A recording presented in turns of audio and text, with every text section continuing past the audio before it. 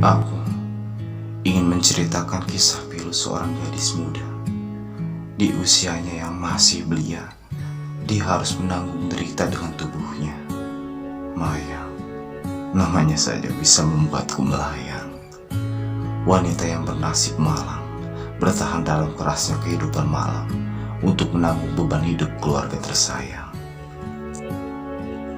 Setiap malam, dia menawarkan kenikmatan kepada para pria. Kata manisnya berjanji akan menghantarkan kenikmatan surga dunia.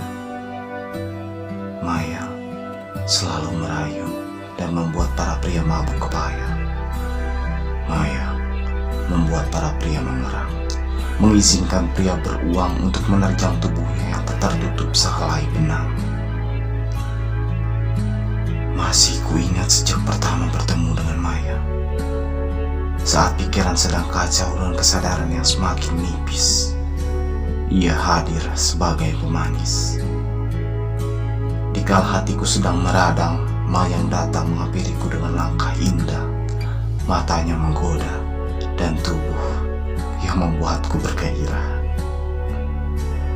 Setelah ia berada cukup dekat, berucap melontarkan sebuah tanya perihal diriku yang terlihat sendiri di tengah ramainya suasana malam dalam sebuah bar. Suaranya terdengar lembut menggoda, padahal suara musik di tempatku berada sangat keras dan bising. Namun, suara Maya mampu menembus kebisingan dalam sedikit celah keheningan. Aku hanya tersenyum mendengar perkataan manis dari si gadis. Walau aku tidak tahu ia masih gadis atau sudahlah. Tanpa meminta kata setuju, ia duduk di sebelahku, pula tanpa rasa ragu. Keadaan seperti itu mungkin hal yang biasa terjadi dalam sebuah tempat hiburan malam. 15 menit berlalu, ia masih berusaha dengan gigih tetap merayu, melupa pada rasa malu demi memanjakan tamu. Sembari tantinya menggoda dengan segala bahasa yang ia punya. Jumlah wadah minuman yang terhampar di meja tak luput dari perhatiannya. Lalu ia mempertanyakan bagaimana caraku untuk nanti pulang. Raut wajah yang menunjukkan rasa simpati begitu nyata tergambar pada wajahnya.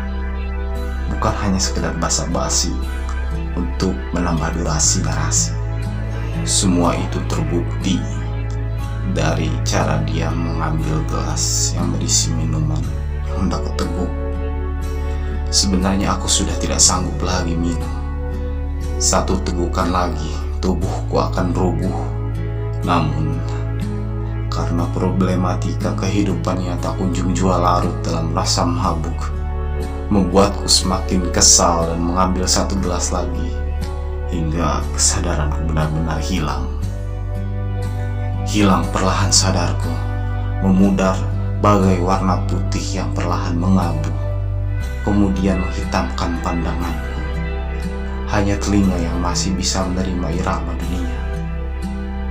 Dalam sela-sela keributan suara bising di sekitar tempatku berada, ada suara seorang wanita yang sedari tadi mencoba mengajakku bicara.